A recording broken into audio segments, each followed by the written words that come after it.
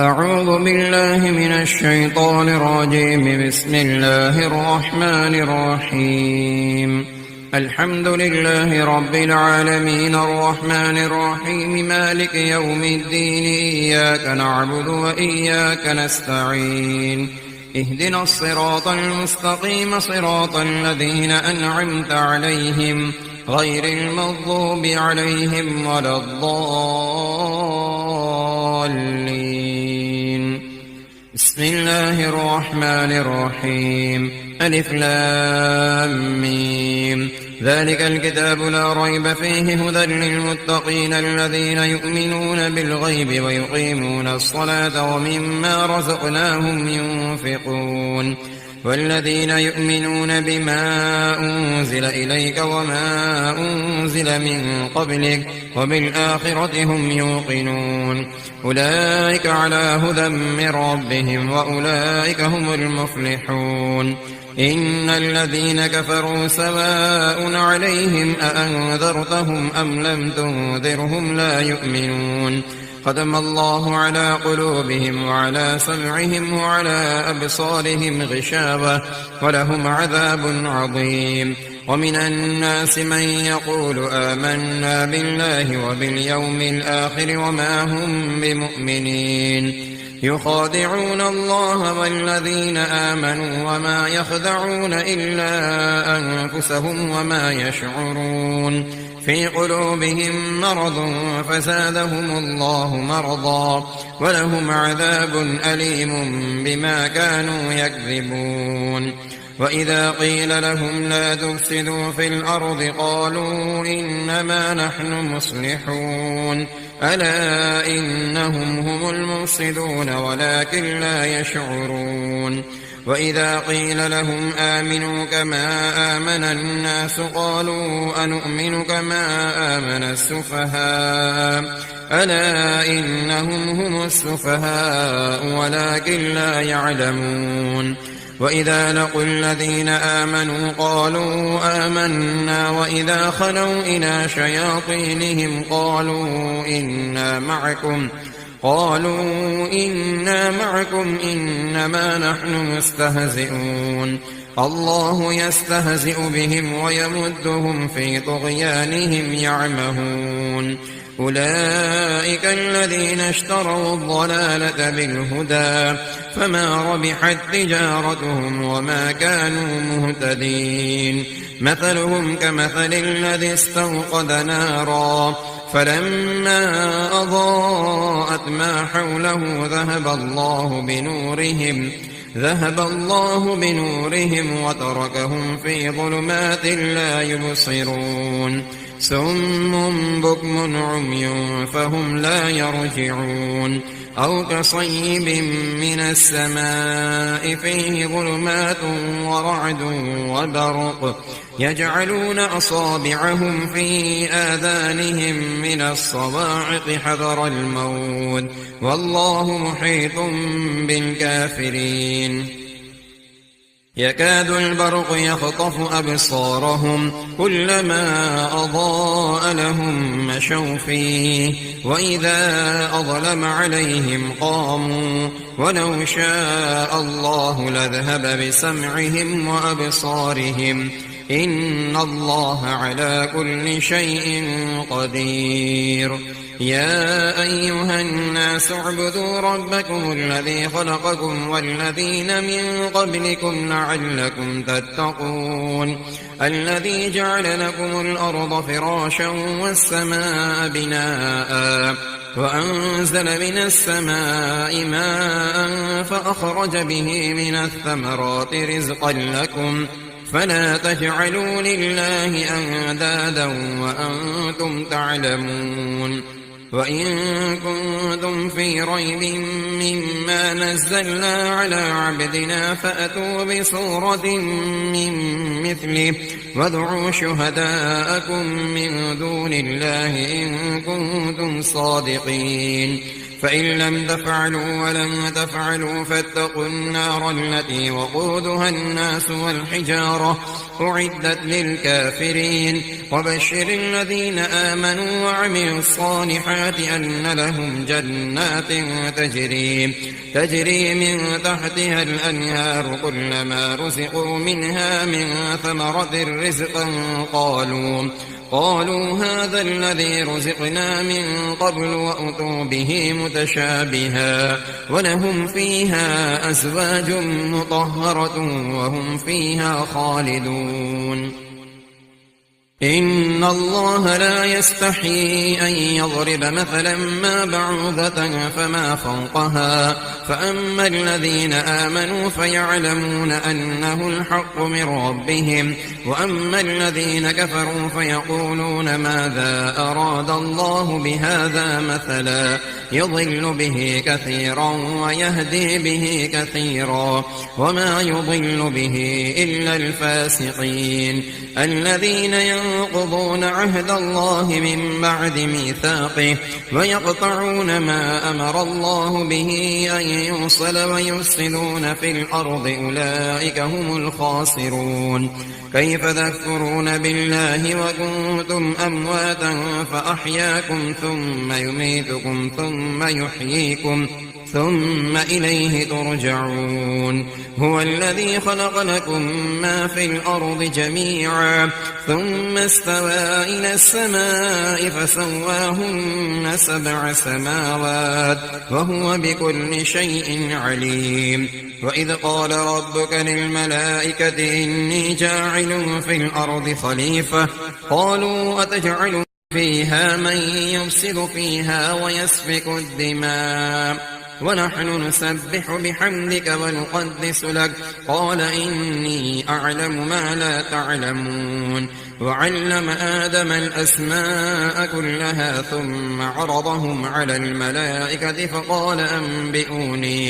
فقال أنبئوني بأسماء هؤلاء إن كنتم صادقين قالوا سبحانك لا علم لنا إلا ما علمتنا إنك أنت العليم الحكيم قال يا آدم أنبئهم بأسمائهم فلما أنبأهم بأسمائهم قال ألم أقل لكم إني أعلم غيب السماوات والأرض وأعلم ما تبدون وما كنتم تكتمون وإذ قلنا للملائكة اسجدوا لآدم فسجدوا إلا إبليس أبى واستكبر وكان من الكافرين وقلنا يا آدم اسكن أنت وزوجك الجنة وكلا منها رغدا حيث شئتما ولا تقربا هذه الشجرة فتكونا من الظالمين فأزلهما الشيطان عنها فأخرجهما مما كانا فيه وقلنا اهبطوا بعضكم لبعض عدو ولكم في الأرض مستقر ومتاع إلى حين فتلقى آدم من ربه كلمات فتاب عليه إنه هو التواب الرحيم قلنا اهبطوا منها جميعا فإما يأتينكم مني هدى فمن تبع هداي فلا خوف عليهم ولا هم يحزنون والذين كفروا وكذبوا بآياتنا أولئك أصحاب النار هم فيها خالدون يا بني إسرائيل اذكروا نعمتي التي أنعمت عليكم وأوفوا بعهدي أوف بعهدكم وإياي فارهبون وآمنوا بما أنزلت مصدقا لما معكم ولا تكونوا أول كافر به ولا تشتروا بآياتي ثمنا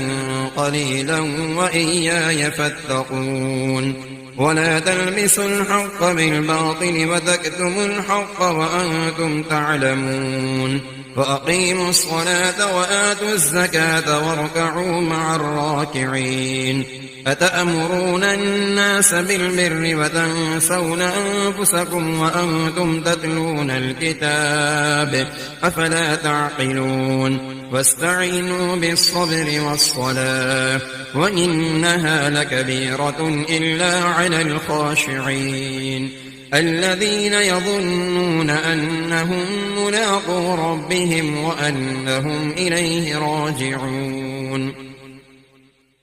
يا بني إسرائيل اذكروا نعمتي التي أنعمت عليكم وأني فضلتكم على العالمين واتقوا يوما لا تجزي نفس عن نفس شيئا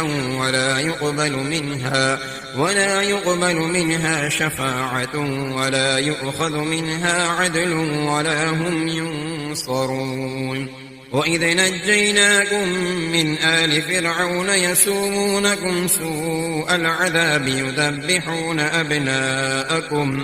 يذبحون أبناءكم ويستحيون نساءكم وفي ذلكم بلاء من ربكم عظيم وإذ فرقنا بكم البحر فأنجيناكم وأغرقنا آل فرعون وأنتم تنظرون وإذ واعدنا موسى 40 ليلة ثم اتخذتم العجل من بعده وأنتم ظالمون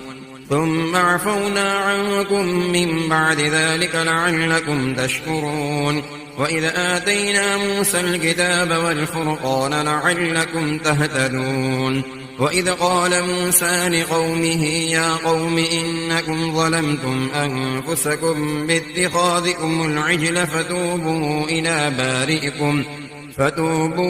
إلى بارئكم فاقتلوا أنفسكم ذلكم خير لكم عند بارئكم فتاب عليكم إنه هو التواب الرحيم وإذ قلتم يا موسى لن نؤمن لك حتى نرى الله جهرة فأخذتكم الصاعقة وأنتم تنظرون ثم بعثناكم من بعد موتكم لعلكم تشكرون وظللنا عليكم الغمام وأنزلنا عليكم المن والسلوى كلوا من طيبات ما رزقناكم وما ظلمونا ولكن كانوا أنفسهم يظلمون وإذ قلنا ادخلوا هذه القرية فكلوا منها حيث شئتم رغدا وادخلوا الباب سجدا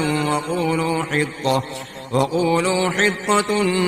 نغفر لكم خطاياكم وسنزيد المحسنين فبدل الذين ظلموا قولا غير الذي قيل لهم فأنزلنا على الذين ظلموا رجزا من السماء بما كانوا يفسقون وإذ استسقى موسى لقومه فقلنا اضرب بعصاك الحجر فانفجرت منه 12 عينا قد علم كل أناس مشربهم كلوا واشربوا من رزق الله ولا تعثوا في الأرض مفسدين وإذ قلتم يا موسى لن نصبر على طعام واحد فادع لنا ربك يخرج لنا مما تنبت الأرض من بقلها وقثائها وفومها وعدسها وبصلها قال أتستبدلون الذي هو أدنى بالذي هو خير اهبطوا مصرا فإن لكم ما سألتم وضربت عليهم الذلة والمسكنة وباءوا بغضب من الله ذلك بأنهم كانوا يكفرون بآيات الله ويقتلون النبيين بغير الحق ذلك بما عصوا وكانوا يعتدون إن الذين آمنوا والذين هادوا والنصارى والصابئين من آمن بالله واليوم الآخر وعمل صالحا فلهم أجرهم عند ربهم ولا خوف عليهم ولا هم يحزنون وإذ أخذنا ميثاقكم ورفعنا فوقكم الطور خذوا ما آتيناكم بقوة واذكروا ما فيه لعلكم تتقون ثم توليتم من بعد ذلك فلولا فضل الله عليكم ورحمته لكنتم من الخاسرين ولقد علمتم الذين اعتدوا منكم في السبت فقلنا لهم كونوا قردة خاسئين فجعلناها نكالا لما بين يديها وما خلفها وموعظة للمتقين وإذ قال موسى لقومه إن الله يأمركم أن تذبحوا بقرة قالوا أتتخذنا هزوا قال أعوذ بالله أن أكون من الجاهلين قالوا ادع لنا ربك يبين لنا ما هي قال إنه يقول إنها بقرة لا فارض ولا بكر عوان بين ذلك فافعلوا ما تؤمرون قالوا ادع لنا ربك يبين لنا ما لونها قال إنه يقول إنها بقرة صفراء فاقع لونها تسر الناظرين قالوا ادع لنا ربك يبين لنا ما هي إن البقرة تشابه علينا وإنا إن شاء الله لمهتدون قال إنه يقول إنها بقرة لا ذلول تثير الأرض ولا تسقي الحرث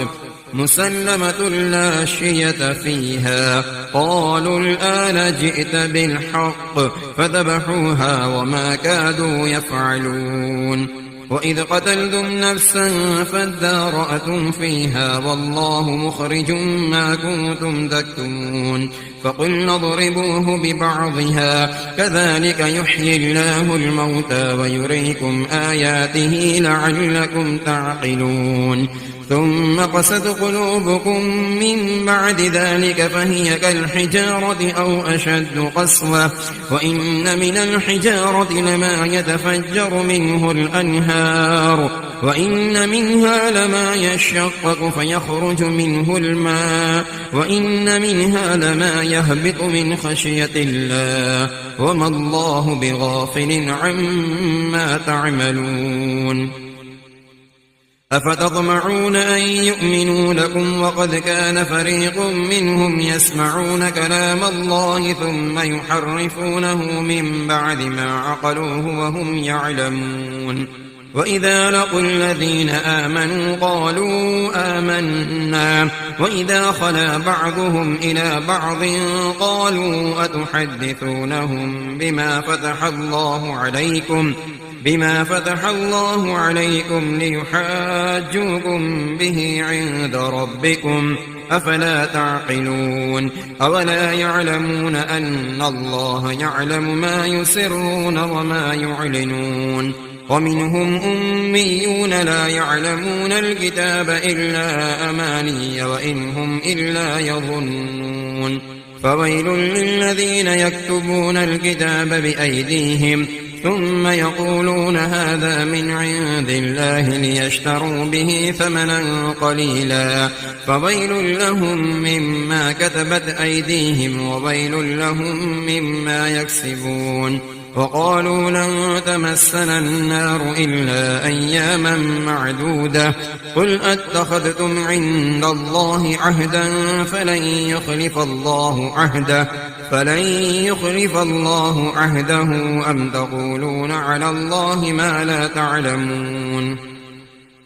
بلى من كسب سيئة وأحاطت به خطيئته فأولئك أصحاب النار هم فيها خالدون والذين آمنوا وعملوا الصالحات أولئك أصحاب الجنة هم فيها خالدون وإذ أخذنا ميثاق بني إسرائيل لا تعبدون إلا الله وبالوالدين إحسانا وذي القربى واليتامى والمساكين وقولوا للناس حسنا وأقيموا الصلاة وآتوا الزكاة ثم توليتم إلا قليلا منكم وأنتم معرضون وإذ أخذنا ميثاقكم لا تسفكون دماءكم ولا تخرجون أنفسكم من دياركم ثم أقررتم وأنتم تشهدون ثم أنتم هؤلاء تقتلون أنفسكم وتخرجون فريقا منكم من ديارهم فظاهرون عليهم بالإثم والعدوان وإن يأتوكم أسارى تفادوهم وهو محرم عليكم إخراجهم أفتؤمنون ببعض الكتاب وتكفرون ببعض فما جزاء من يفعل ذلك منكم إلا خزي في الحياة الدنيا ويوم القيامة يردون إلى أشد العذاب وما الله بغافل عما تعملون أولئك الذين اشتروا الحياة الدنيا بالآخرة فلا يخفف عنهم العذاب ولا هم ينصرون ولقد آتينا موسى الكتاب وقفينا من بعده بالرسل وآتينا عيسى ابن مريم البينات وأيدناه بروح القدس أفكلما جاءكم رسول بما لا تهوى أنفسكم استكبرتم ففريقا كذبتم وفريقا تقتلون وقالوا قلوبنا غلف بل لعنهم الله بكفرهم فقليلا ما يؤمنون ولما جاءهم كتاب من عند الله مصدق لما معهم وكانوا من قبل يستفتحون على الذين كفروا فلما جاءهم ما عرفوا كفروا به فلعنة الله على الكافرين بئس ما اشتروا به أنفسهم أن يكفروا بما أنزل الله بغيا أن ينزل الله من فضله على من يشاء من عباده فباءوا بغضب على غضب وللكافرين عذاب مهين وإذا قيل لهم آمنوا بما أنزل الله قالوا نؤمن بما أنزل علينا ويكفرون بما وراءه فهو الحق مصدقا لما معهم قل فلم تقتلون أنبياء الله من قبل إن كنتم مؤمنين ولقد جاءكم موسى بالبينات ثم اتخذتم العجل من بعده وأنتم ظالمون وإذ أخذنا ميثاقكم ورفعنا فوقكم الطور خذوا ما آتيناكم بقوة واسمعوا قالوا سمعنا وعصينا وأشربوا في قلوبهم العجل بكفرهم قل بئس ما يأمركم به إيمانكم إن كنتم مؤمنين قل إن كانت لكم الدار الآخرة عند الله خالصة من دون الناس فتمنوا الموت إن كنتم صادقين ولن يتمنوه أبدا بما قدمت أيديهم والله عليم بالظالمين ولتجدنهم أحرص الناس على حياة ومن الذين أشركوا يود أحدهم لو يعمر 1000 سنة وما هو بمزحزحه من العذاب أن يعمر والله بصير بما يعملون قل من كان عدوا لجبريل فإنه نزله على قلبك بإذن الله مصدقا لما بين يديه وهدى وبشرى للمؤمنين من كان عدوا لله وملائكته ورسله وجبريل وميكال فإن الله عدو للكافرين ولقد أنزلنا إليك آيات بينات وما يكفر بها إلا الفاسقون أوكلما عاهدوا عهدا نبذه فريق منهم بل أكثرهم لا يؤمنون ولما جاءهم رسول من عند الله مصدق لما معهم نبذ فريق من الذين أوتوا كتاب الله وراء ظهورهم كأنهم لا يعلمون واتبعوا ما تتلو الشياطين على ملك سليمان وما كفر سليمان ولكن الشياطين كفروا يعلمون الناس السحر وما أنزل على الملكين ببابل هاروت وماروت وما يعلمان من أحد حتى يقولا إنما نحن فتنة فلا تكفر فيتعلمون منهما ما يفرقون به بين المرء وزوجه وما هم بضارين به من أحد إلا بإذن الله ويتعلمون ما يضرهم ولا ينفعهم ولقد علموا لمن اشتراه ما له في الآخرة من خلاق ولبئس ما شروا به أنفسهم لو كانوا يعلمون ولو أنهم آمنوا واتقوا لمثوبة من عند الله خير لو كانوا يعلمون يا أيها الذين آمنوا لا تقولوا راعنا وقولوا انظرنا واسمعوا وللكافرين عذاب أليم ما يود الذين كفروا من أهل الكتاب ولا المشركين أن ينزل عليكم من خير من ربكم والله يختص برحمته من يشاء والله ذو الفضل العظيم ما ننسخ من آية أو ننسها نأت بخير منها أو مثلها ألم تعلم أن الله على كل شيء قدير ألم تعلم أن الله له ملك السماوات والأرض وما لكم من دون الله من ولي ولا نصير أم تريدون أن تسألوا رسولكم كما سئل موسى من قبل ومن يتبدل الكفر بالإيمان فقد ضل سواء السبيل ود كثير من أهل الكتاب لو يردونكم من بعد إيمانكم كفارا حسدا من عند أنفسهم من بعد ما تبين لهم الحق فاعفوا واصفحوا حتى يأتي الله بأمره إن الله على كل شيء قدير وأقيموا الصلاة وآتوا الزكاة وما تقدموا لأنفسكم من خير تجدوه عند الله إن الله بما تعملون بصير وقالوا لن يدخل الجنة إلا من كان هودا أو نصارى تلك أمانيهم قل هاتوا برهانكم إن كنتم صادقين بلى من أسلم وجهه لله وهو محسن فله أجره عند ربه ولا خوف عليهم ولا هم يحزنون وقالت اليهود ليست النصارى على شيء وقالت النصارى ليست اليهود على شيء وهم يتلون الكتاب كذلك قال الذين لا يعلمون مثل قولهم فالله يحكم بينهم يوم القيامة فيما كانوا فيه يختلفون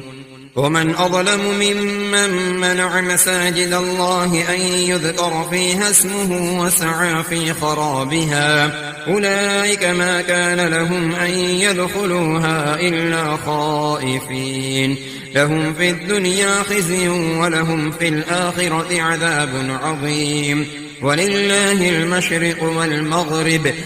فأينما تولوا فثم وجه الله إن الله واسع عليم وقالوا اتخذ الله ولدا سبحانه بل له ما في السماوات والأرض كل له قانتون بديع السماوات والأرض وإذا قضى أمرا فإنما يقول له كن فيكون وقال الذين لا يعلمون لولا يكلمنا الله أو تأتينا آية كذلك قال الذين من قبلهم مثل قولهم تشابهت قلوبهم قد بينا الآيات لقوم يوقنون إنا أرسلناك بالحق بشيرا ونذيرا ولا تسأل عن أصحاب الجحيم ولن ترضى عنك اليهود ولا النصارى حتى تتبع ملتهم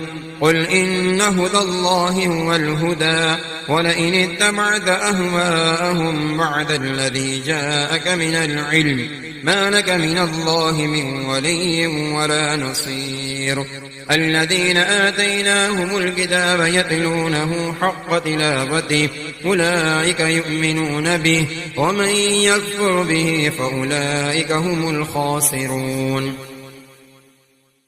يا بني إسرائيل اذكروا نعمتي التي أنعمت عليكم وأني فضلتكم على العالمين واتقوا يوما لا تجزي نفس عن نفس شيئا ولا يقبل منها عدل ولا تنفعها شفاعة ولا هم ينصرون وإذ ابتلى إبراهيم ربه بكلمات فأتمهن قال إني جاعلك للناس إماما قال ومن ذريتي قال لا ينال عهد الظالمين وإذ جعلنا البيت مثابة للناس وأمنا واتخذوا من مقام إبراهيم مصلى وعهدنا إلى إبراهيم وإسماعيل أن طهرا بيتي للطائفين والعاكفين والركع السجود وإذ قال إبراهيم رب اجعل هذا بلدا آمنا وارزق أهله من الثمرات من آمن منهم بالله واليوم الآخر قال ومن كفر فأمتعه قليلا ثم أضطره إلى عذاب النار وبئس المصير وإذ يرفع إبراهيم القواعد من البيت وإسماعيل ربنا تقبل منا إنك أنت السميع العليم ربنا واجعلنا مسلمين لك ومن ذريتنا أمة مسلمة لك وأرنا مناسكنا وتب علينا إنك أنت التواب الرحيم ربنا وابعث فيهم رسولا منهم يتلو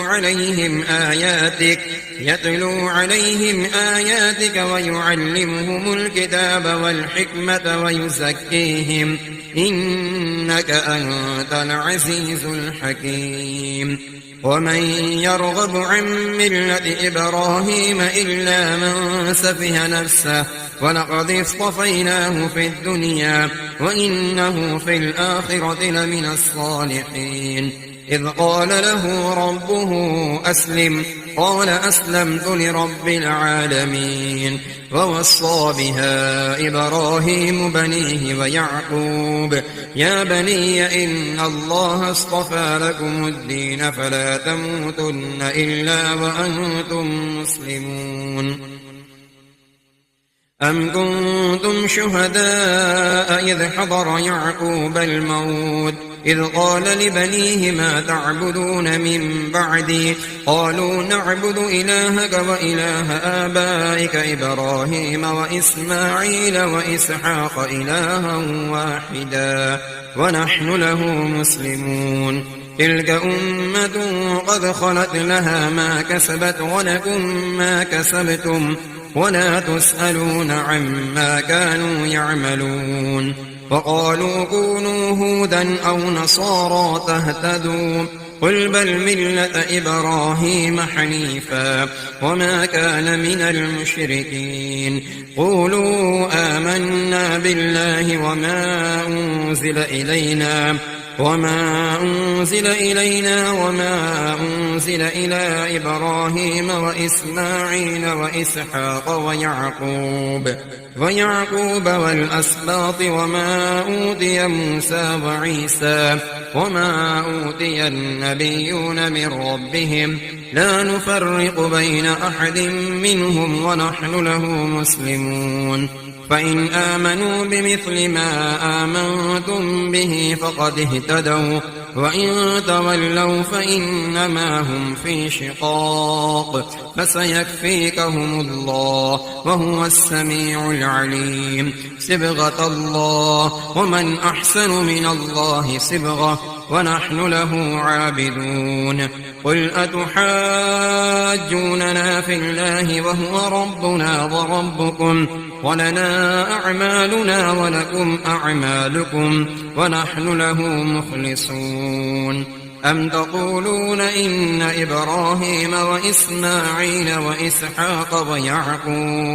ويعقوب والأسباط كانوا هودا أو نصارى قل أأنتم أعلم أم الله ومن أظلم ممن كتم شهادة عنده من الله وما الله بغافل عما تعملون تلك أمة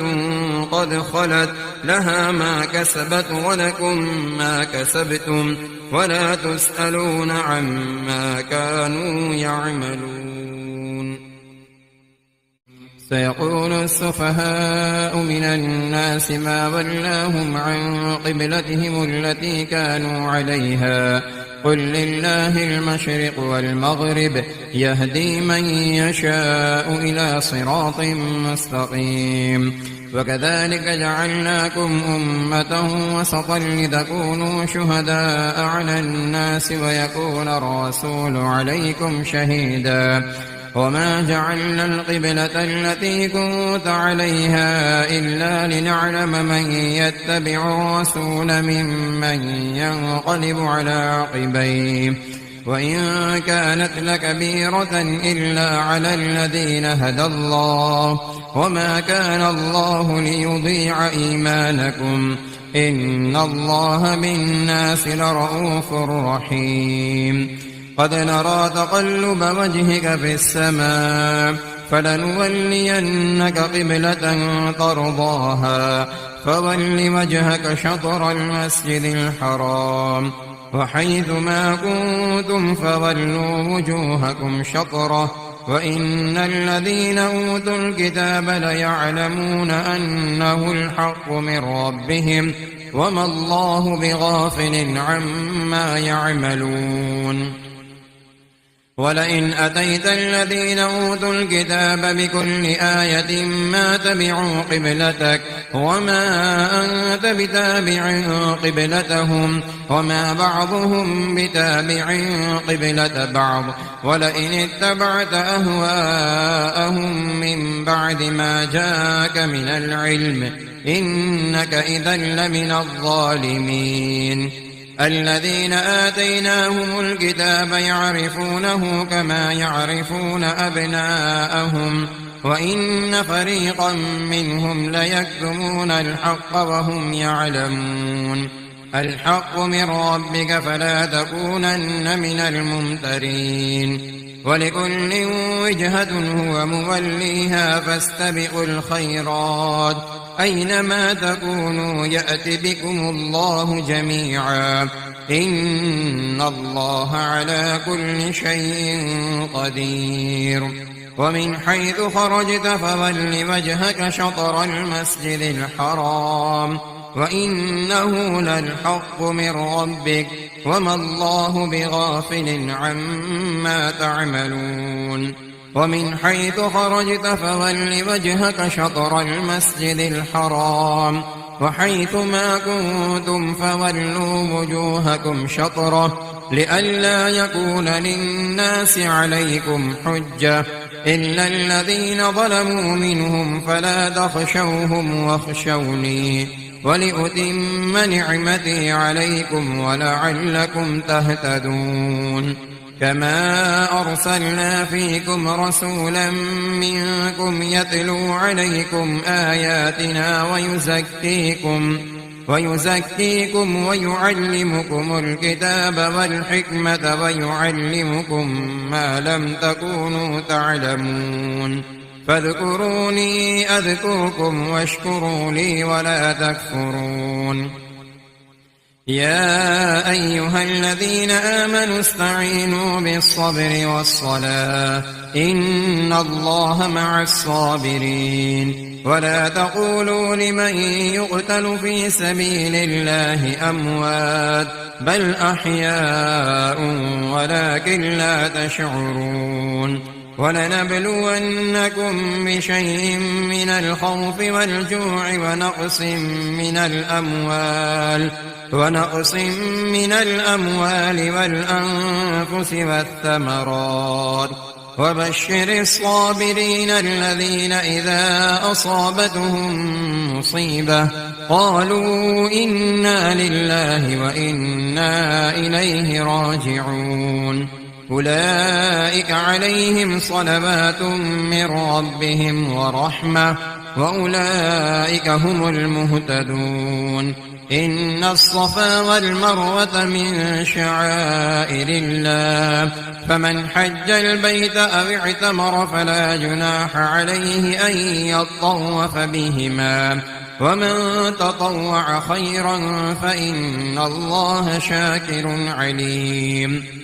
إن الذين يكتمون ما أنزلنا من البينات والهدى من بعد ما بيناه للناس في الكتاب أولئك يلعنهم الله ويلعنهم اللاعنون إلا الذين تابوا وأصلحوا وبينوا فأولئك أتوب عليهم وأنا التواب الرحيم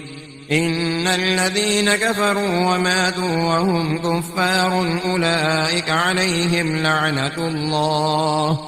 أولئك عليهم لعنة الله والملائكة والناس أجمعين خالدين فيها لا يخفف عنهم العذاب ولا هم ينظرون وإلهكم إله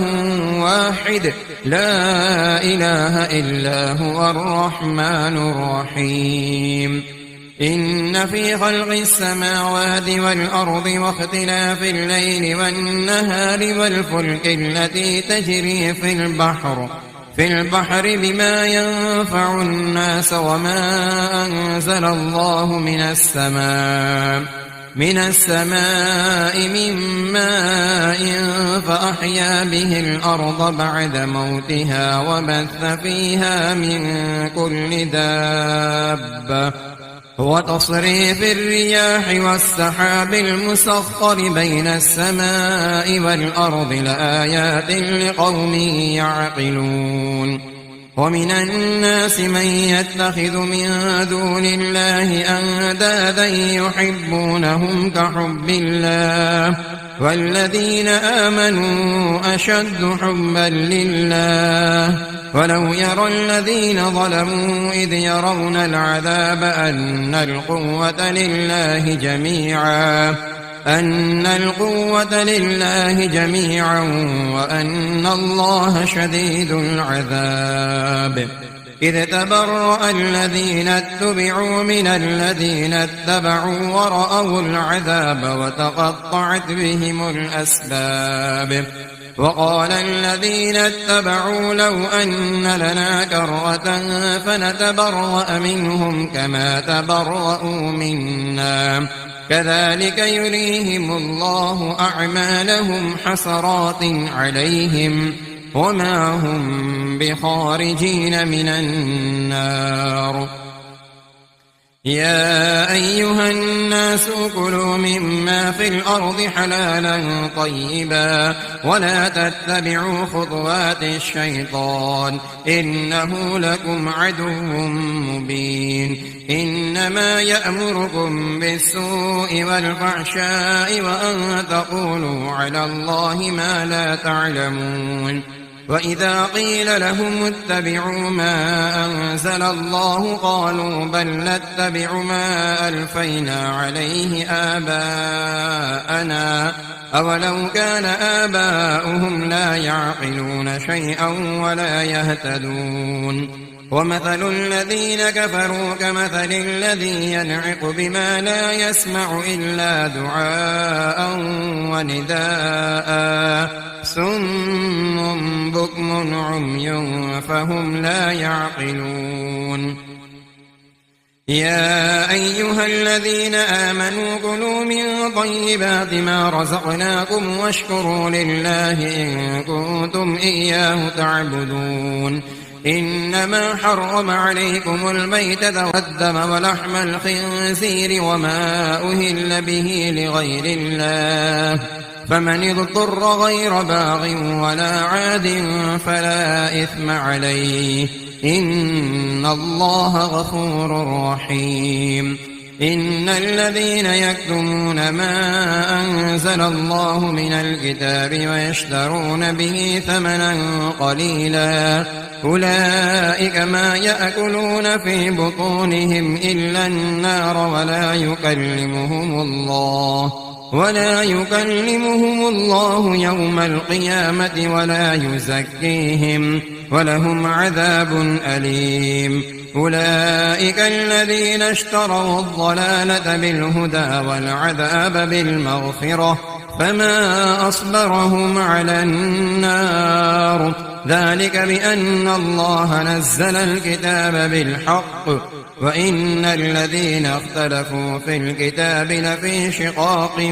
بعيد ليس البر أن تولوا وجوهكم قبل المشرق والمغرب ولكن البر من آمن بالله واليوم الآخر والملائكة والكتاب والنبيين وآتى المال على حبه ذوي القربى واليتامى والمساكين وابن السبيل والسائلين وفي الرقاب وأقام الصلاة وآتى الزكاة والموفون بعهدهم إذا عاهدوا والصابرين في البأساء والضراء وحين البأس أولئك الذين صدقوا وأولئك هم المتقون يا أيها الذين آمنوا كتب عليكم القصاص في القتلى الحر بالحر والعبد بالعبد والأنثى بالأنثى فمن عفي له من أخيه شيء فاتباع بالمعروف وأداء إليه بإحسان ذلك تخفيف من ربكم ورحمة فمن اعتدى بعد ذلك فله عذاب أليم ولكم في القصاص حياة يا أولي الألباب لعلكم تتقون كتب عليكم إذا حضر أحدكم الموت إن ترك خيرا الوصية للوالدين والأقربين بالمعروف حقا على المتقين فمن بدله بعدما سمعه فإنما إثمه على الذين يبدلونه إن الله سميع عليم فمن خاف من موص جنفا أو إثما فأصلح بينهم فلا إثم عليه إن الله غفور رحيم يا أيها الذين آمنوا كتب عليكم الصيام كما كتب على الذين من قبلكم لعلكم تتقون أياما معدودات فمن كان منكم مريضا أو على سفر فعدة من أيام أخر وعلى الذين يطيقونه فدية طعام مسكين فمن تطوع خيرا فهو خير له وأن تصوموا خير لكم إن كنتم تعلمون شهر رمضان الذي أنزل فيه القرآن هدى للناس وبينات من الهدى والفرقان فمن شهد منكم الشهر فليصم ومن كان مريضا أو على سفر فعدة من أيام أخر يريد الله بكم اليسر ولا يريد بكم العسر ولتكملوا العدة ولتكبروا الله على ما هداكم ولعلكم تشكرون وإذا سألك عبادي عني فإني قريب أجيب دعوة الداع إذا دعاني فليستجيبوا لي وليؤمنوا بي لعلهم يرشدون أحل لكم ليلة الصيام الرفث إلى نسائكم هن لباس لكم وأنتم لباس لهن علم الله أنكم كنتم تختانون أنفسكم فتاب عليكم وعفى عنكم فالآن باشروهن وابتغوا ما كتب الله لكم وكلوا واشربوا حتى يتبين لكم الخيط الأبيض من الخيط الأسود من الفجر ثم أتموا الصيام إلى الليل ولا تباشروهن وأنتم عاكفون في المساجد تلك حدود الله فلا تقربوها كذلك يبين الله آياته للناس لعلهم يتقون ولا تأكلوا أموالكم بينكم بالباطل وتدلوا بها إلى الحكام لتأكلوا فريقا من أموال الناس بالإثم وأنتم تعلمون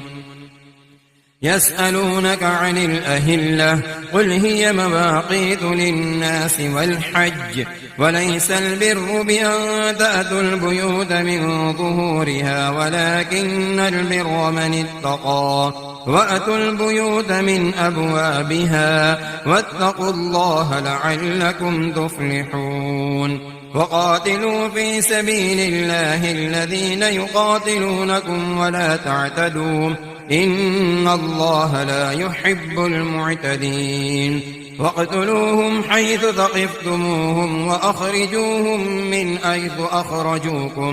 من حيث أخرجوكم والفتنة أشد من القتل ولا تقاتلوهم عند المسجد الحرام حتى يقاتلوكم فيه فإن قاتلوكم فاقتلوهم كذلك جزاء الكافرين فإن انتهوا فإن الله غفور رحيم وقاتلوهم حتى لا تكون فتنة ويكون الدين لله فإن انتهوا فلا عدوان إلا على الظالمين الشهر الحرام بالشهر الحرام والحرمات قصاص فمن اعتدى عليكم فاعتدوا عليه بمثل ما اعتدى عليكم واتقوا الله واعلموا أن الله مع المتقين وأنفقوا في سبيل الله ولا تلقوا بأيديكم إلى التهلكة وأحسنوا إن الله يحب المحسنين وأتموا الحج والعمرة لله فإن أحصرتم فما استيسر من الهدي ولا تحلقوا رؤوسكم حتى يبلغ الهدي محله فمن كان منكم مريضا أو به أذى من رأسه ففدية من صيام أو صدقة أو نسك فإذا أمنتم فمن تمتع بالأمرة إلى الحج فما استيسر من الهدي فمن لم يجد فصيام 3 أيام في الحج و7 إذا رجعتم تلك 10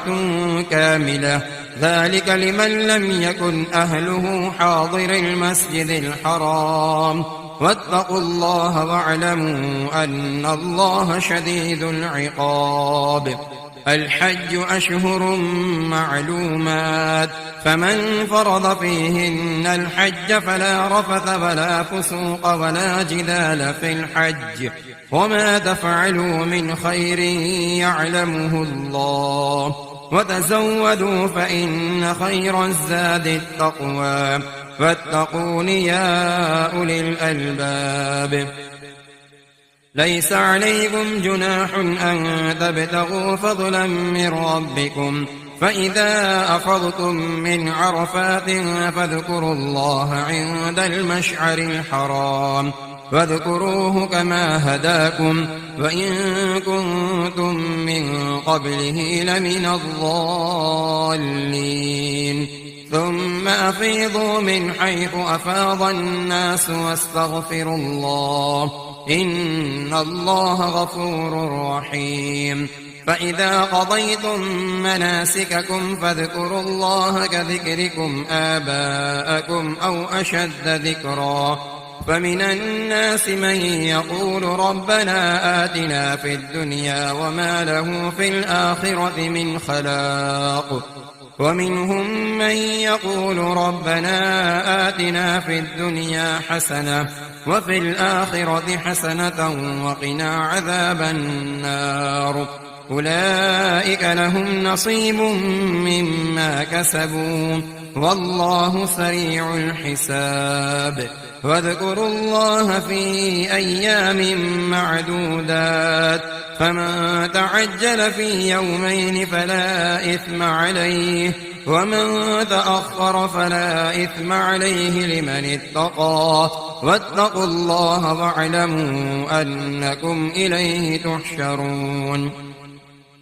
ومن الناس من يعجبك قوله في الحياة الدنيا ويشهد الله على ما في قلبه وهو علد الخصام وإذا تولى سعى في الأرض ليفسد فيها ويهلك الحرث والنسل والله لا يحب الفساد وإذا قيل له اتق الله أخذته العزة بالإثم فحسبه جهنم ولبئس المهاد ومن الناس من يشري نفسه ابتغاء مرضات الله والله رؤوف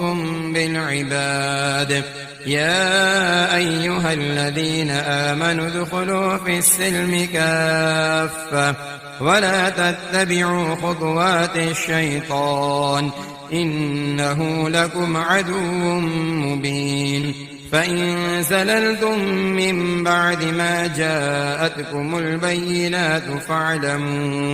فاعلموا أن الله عزيز حكيم هل ينظرون إلا أن يأتيهم الله في ظلل من الغمام والملائكة وقضي الأمر وإلى الله ترجع الأمور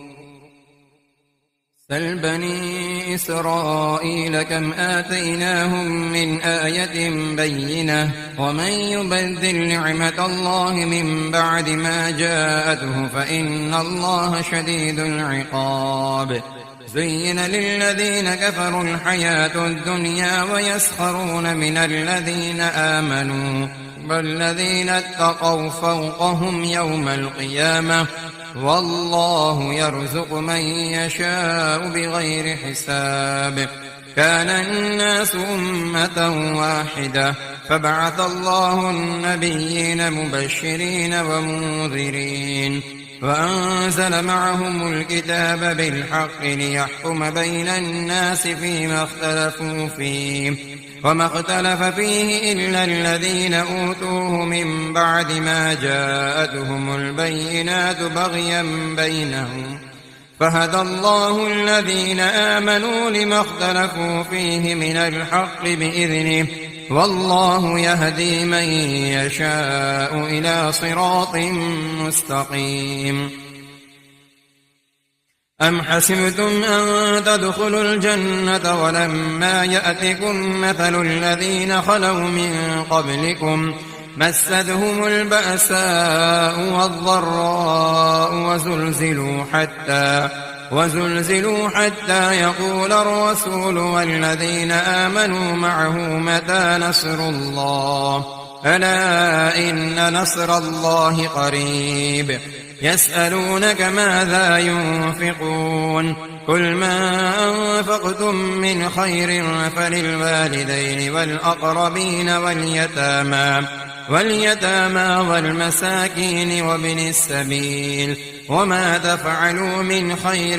فإن الله به عليم كتب عليكم القتال وهو كره لكم وعسى أن تكرهوا شيئا وهو خير لكم، وعسى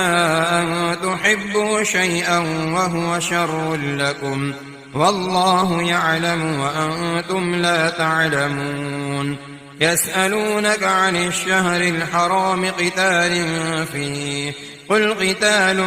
فيه كبير، وصد عن سبيل الله وكفر به والمسجد الحرام وإخراج أهله منه أكبر عند الله، والفتنة أكبر من القتل، ولا يزالون يقاتلونكم حتى يردوكم عن دينكم إن استطاعوا، ومن يرتد منكم عن دينه فيمت وهو كافر فأولئك حبطت أعمالهم في الدنيا والآخرة، وأولئك أصحاب النار هم فيها خالدون. إن الذين آمنوا والذين هاجروا وجاهدوا في سبيل الله أولئك يرجون رحمة الله، والله غفور رحيم. يسألونك عن الخمر والميسر، قل فيهما إثم كبير ومنافع للناس، وإثمهما أكبر من نفعهما، ويسألونك ماذا ينفقون، قل العفو، كذلك يبين الله لكم الآيات لعلكم تتفكرون في الدنيا والآخرة. ويسألونك عن اليتامى، قل إصلاح لهم خير، وإن تخالطوهم فإخوانكم، والله يعلم المفسد من المصلح، ولو شاء الله لأعنتكم، إن الله عزيز حكيم. ولا تنكحوا المشركات حتى يؤمنوا، ولأمة مؤمنة خير من مشركة ولو أعجبتكم، ولا تنكحوا المشركين حتى يؤمنوا، ولعبد مؤمن خير من مشرك ولو أعجبكم، أولئك يدعون إلى النار، والله يدعو إلى الجنة والمغفرة بإذنه، ويبين آياته للناس لعلهم يتذكرون.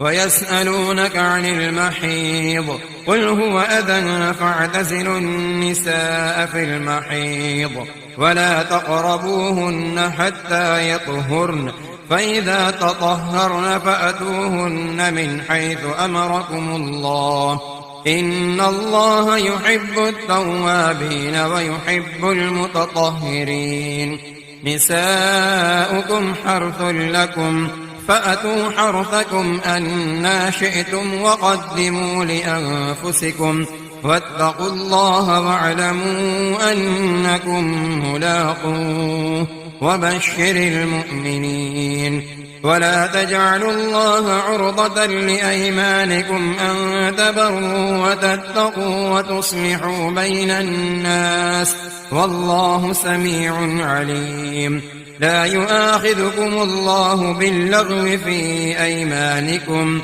ولكن يؤاخذكم بما كسبت قلوبكم، والله غفور حليم. للذين يؤلون من نسائهم تربص 4 أشهر، فإن فاءوا فإن الله غفور رحيم، وإن عزموا الطلاق فإن الله سميع عليم. والمطلقات يتربصن بأنفسهن 3 قروء، ولا يحل لهن أن يكتمن ما خلق الله في أرحامهن إن كن يؤمن بالله واليوم الآخر، وبعولتهن أحق بردهن في ذلك إن أرادوا إصلاحا، ولهن مثل الذي عليهن بالمعروف، وللرجال عليهن درجة، والله عزيز حكيم. الطلاق مرتان، فإمساك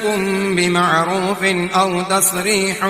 بإحسان، ولا يحل لكم أن تأخذوا مما آتيتموهن شيئا إلا أن يخافا ألا يقيما حدود الله، فإن خفتم ألا يقيما حدود الله فلا جناح عليهما فيما افتدت به، تلك حدود الله فلا تعتدوها، ومن يتعد حدود الله فأولئك هم الظالمون. فإن طلقها فلا تحل له من بعد حتى تنكح زوجا غيره، فإن طلقها فلا جناح عليهما أن يتراجعا إن ظنا أن يقيما حدود الله، وتلك حدود الله يبينها لقوم يعلمون. وإذا طلقتم النساء فبلغن أجلهن فأمسكوهن بمعروف أو سرحوهن بمعروف، ولا تمسكوهن ضرارا لتعتدوا، ومن يفعل ذلك فقد ظلم نفسه. ولا تتخذوا آيات الله هزوا، واذكروا نعمة الله عليكم وما أنزل عليكم من الكتاب والحكمة يعظكم به، واتقوا الله واعلموا أن الله بكل شيء عليم.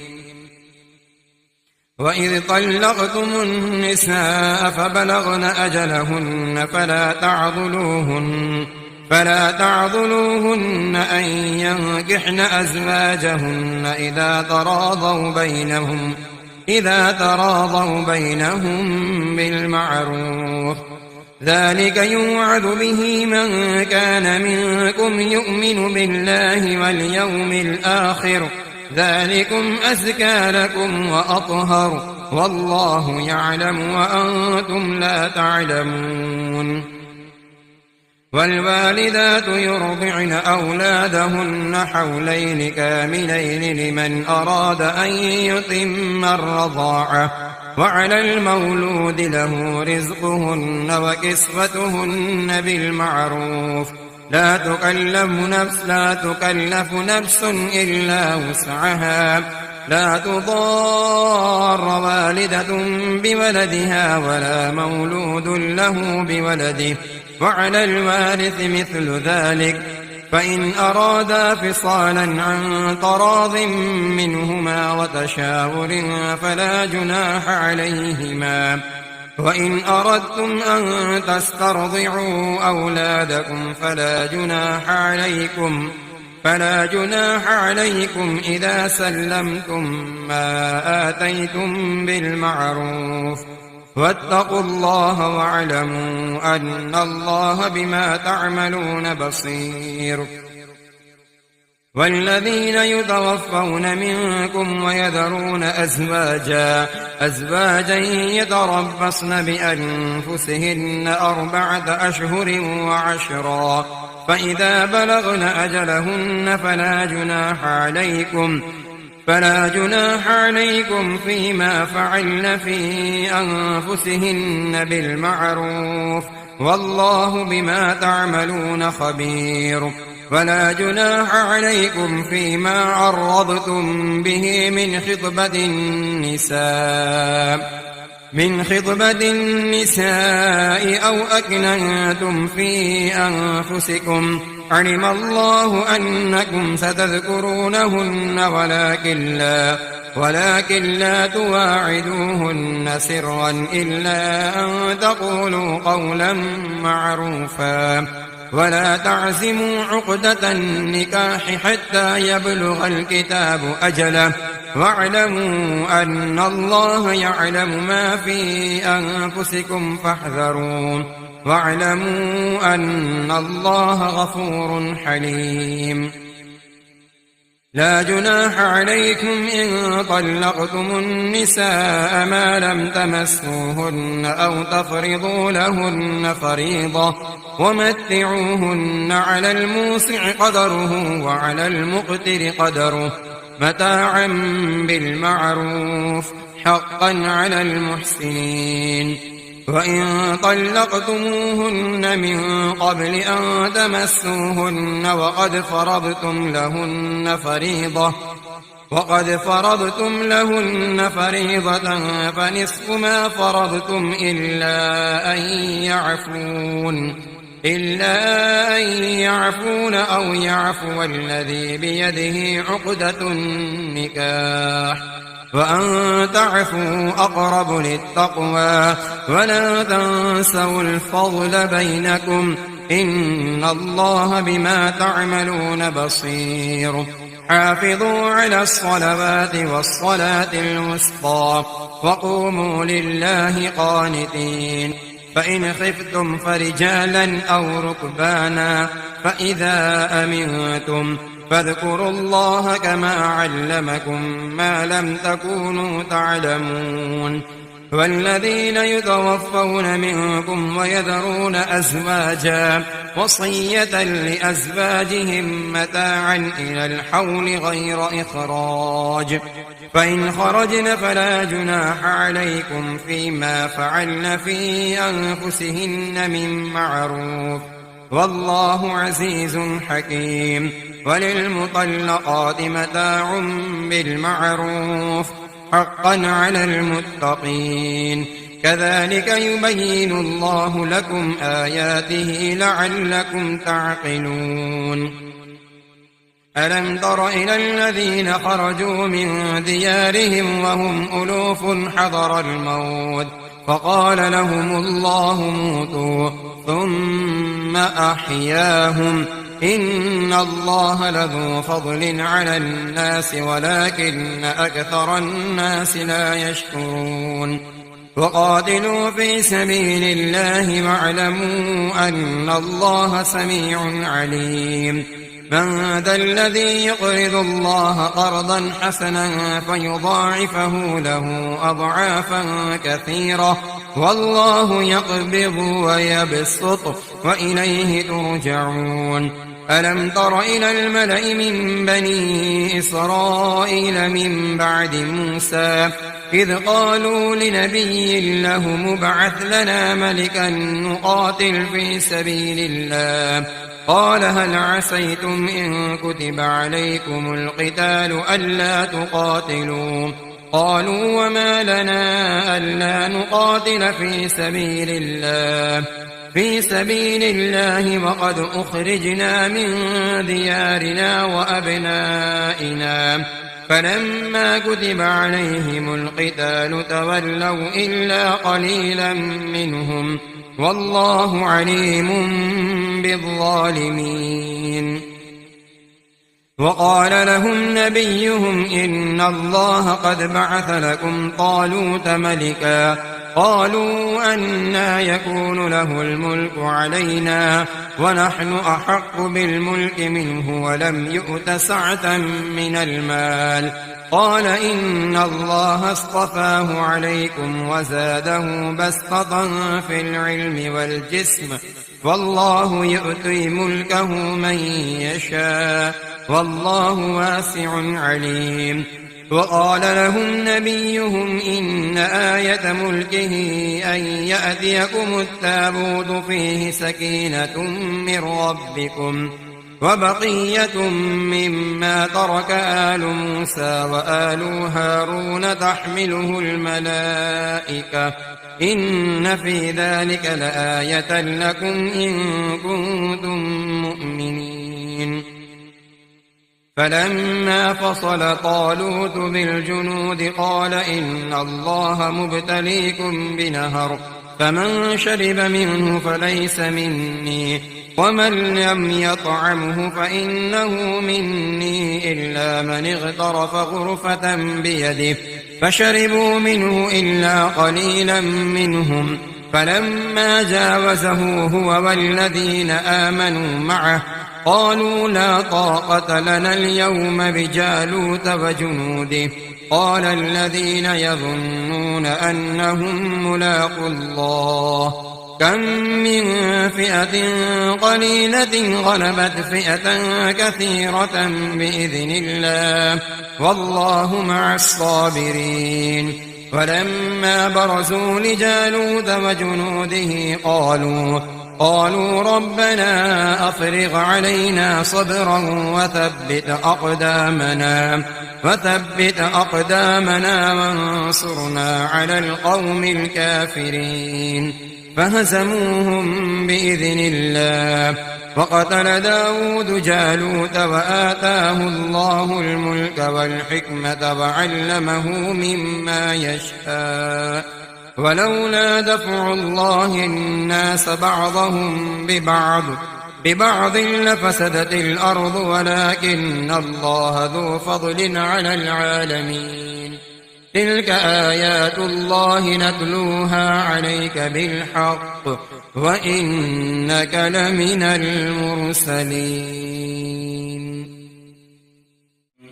تلك الرسل فضلنا بعضهم على بعض منهم من كلم الله ورفع بعضهم درجات وآتينا عيسى ابن مريم البينات وأيدناه بروح القدس ولو شاء الله ما اقتتل الذين من بعدهم من بعد ما جاءتهم البينات ولكن اختلفوا فمنهم من آمن ومنهم من كفر ولو شاء الله ما اقتتلوا ولكن الله يفعل ما يريد يا أيها الذين آمنوا أنفقوا مما رزقناكم من قبل أن يأتي يوم لا بيع فيه ولا خلة ولا شفاعة والكافرون هم الظالمون الله لا إله إلا هو الحي القيوم لا تأخذه سنة ولا نوم له ما في السماوات وما في الأرض من ذا الذي يشفع عنده إلا بإذنه يعلم ما بين أيديهم وما خلفهم ولا يحيطون بشيء من علمه إلا بما شاء وسع كرسيه السماوات والأرض ولا يؤوده حفظهما وهو العلي العظيم لا إكراه في الدين قد تبين الرشد من الغي فمن يكفر بالطاغوت ويؤمن بالله فقد استمسك بالعروة الوثقى لا انفصام لها والله سميع عليم الله ولي الذين آمنوا يخرجهم من الظلمات إلى النور والذين كفروا أولياؤهم الطاغوت يخرجونهم من النور إلى الظلمات أولئك أصحاب النار هم فيها خالدون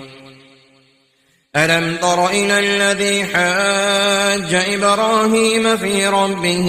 أن آتاه الله الملك إذ قال إبراهيم ربي الذي يحيي ويميت قال أنا أحيي وأميت قال إبراهيم فإن الله يأتي بالشمس من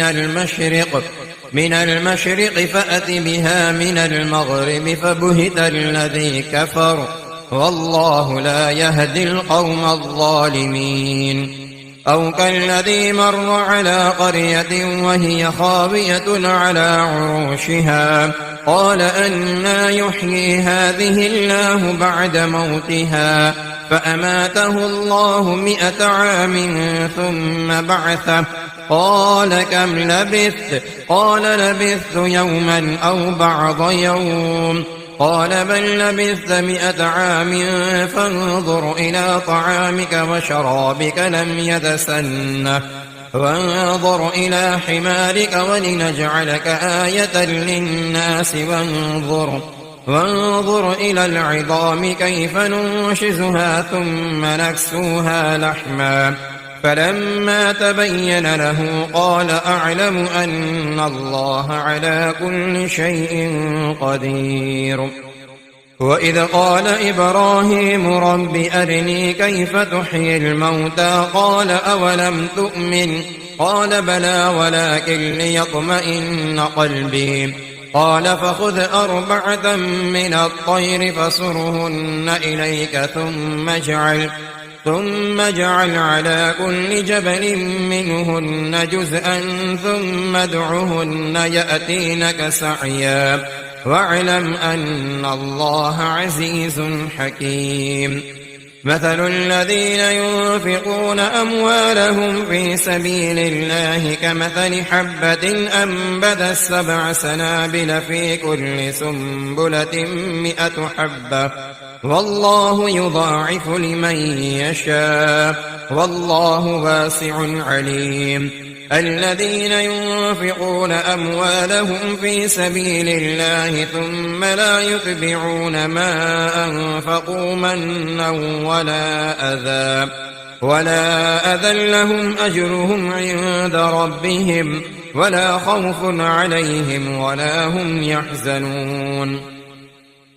قول معروف ومغفرة خير من صدقة يتبعها أذى والله غني حليم. يا أيها الذين آمنوا لا تبطلوا صدقاتكم بالمن والأذى كالذي ينفق ماله رئاء الناس ولا يؤمن بالله واليوم الآخر فمثله كمثل صفوان عليه تراب فأصابه وابل فتركه صلدا لا يقدرون على شيء مما كسبوا والله لا يهدي القوم الكافرين. ومثل الذين ينفقون أموالهم ابتغاء مرضات الله وتثبيتا من أنفسهم كمثل جنة بربوة أصابها وابل فآتت أكلها ضعفين فإن لم يصبها وابل فطل والله بما تعملون بصير. أيود أحدكم أن تكون له جنة من نخيل وأعناب تجري من تحتها الأنهار له فيها من كل الثمرات وأصابه الكبر وله ذرية ضعفاء فأصابها إعصار فيه نار فاحترقت كذلك يبين الله لكم الآيات لعلكم تتفكرون.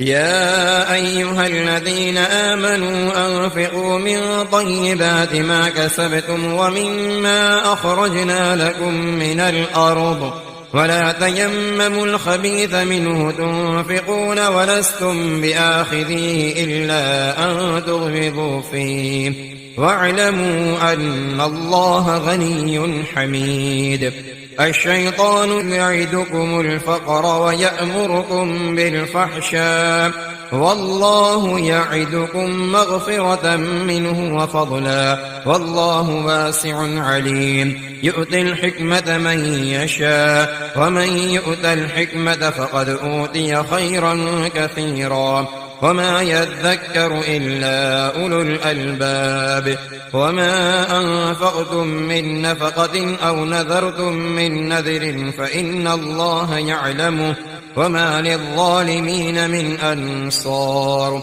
إن تبدوا الصدقات فنعما هي وإن تخفوها وتؤتوها الفقراء فهو خير لكم ويكفر عنكم من سيئاتكم والله بما تعملون خبير. ليس عليك هداهم ولكن الله يهدي من يشاء وما تنفقوا من خير فلأنفسكم وما تنفقون إلا ابتغاء وجه الله وما تنفقوا من خير يوفى إليكم وأنتم لا تظلمون للفقراء الذين أحصروا في سبيل الله لا يستطيعون ضربا في الأرض يحسبهم الجاهل أغنياء من التعفف تعرفهم بسيماهم لا يسألون الناس إلحافا وما تنفقوا من خير فإن الله به عليم الذين ينفقون أموالهم بالليل والنهار سرا وعلانية فلهم أجرهم عند ربهم ولا خوف عليهم ولا هم يحزنون الذين يأكلون الربا لا يقومون إلا كما يقوم الذي يتخبطه الشيطان من المس ذلك بأنهم قالوا إنما البيع مثل الربا وأحل الله البيع وحرم الربا فمن جاءه موعظة من ربه فانتهى فله ما سلف وأمره إلى الله ومن عاد فأولئك أصحاب النار هم فيها خالدون يمحق الله الربا ويربي الصدقات والله لا يحب كل كفار أثيم إن الذين آمنوا وعملوا الصالحات وأقاموا الصلاة وآتوا الزكاة لهم أجرهم عند ربهم ولا خوف عليهم ولا هم يحزنون يا أيها الذين آمنوا اتقوا الله وذروا ما بقي من الربا إن كنتم مؤمنين فإن لم تفعلوا فأذنوا بحرب من الله ورسوله وإن تبتم فلكم رؤوس أموالكم لا تظلمون ولا تظلمون وإن كان ذو عسرة فنظرة إلى ميسرة وأن تصدقوا خير لكم إن كنتم تعلمون واتقوا يوما ترجعون فيه إلى الله ثم توفى كل نفس ما كسبت وهم لا يظلمون يا أيها الذين آمنوا إذا تداينتم بدين إلى أجل مسمى فاكتبوه وليكتب بينكم كاتب بالعدل ولا يأب كاتب أن يكتب كما علمه الله فليكتب وليملل الذي عليه الحق وليتق الله ربه ولا يبخس منه شيئا فإن كان الذي عليه الحق سفيها أو ضعيفا أو لا يستطيع أن يمله فليملل وليه بالعدل واستشهدوا شهيدين من رجالكم فإن لم يكونا رجلين فرجل وامرأتان ممن ترضون من الشهداء أن تضل إحداهما فتذكر إحداهما الأخرى ولا يأبى الشهداء إذا ما دعوا ولا تسأموا أن تكتبوه صغيرا أو كبيرا إلى أجله ذلكم أقسط عند الله وأقوم للشهادة وأدنى ألا ترتابوا إلا أن تكون تجارة حاضرة تديرونها بينكم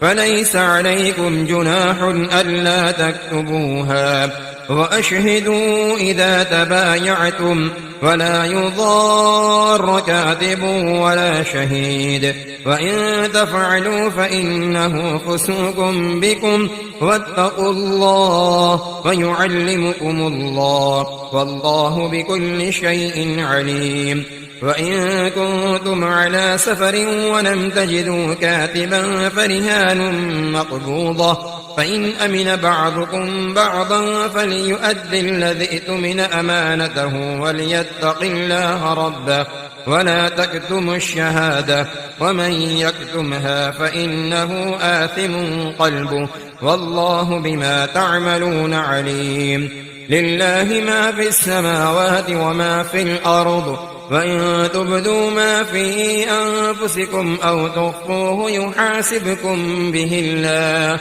فيغفر لمن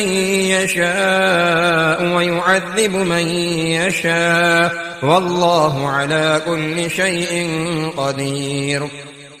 آمن الرسول بما أنزل إليه من ربه والمؤمنون كل آمن بالله وملائكته وكتبه ورسله لا نفرق بين أحد من رسله فقالوا سمعنا وأطعنا غفرانك ربنا وإليك المصير لا يكلف الله نفسا إلا وسعها لها ما كسبت وعليها ما اكتسبت ربنا لا تؤاخذنا إن نسينا أو أخطأنا ربنا ولا تحمل علينا إصرا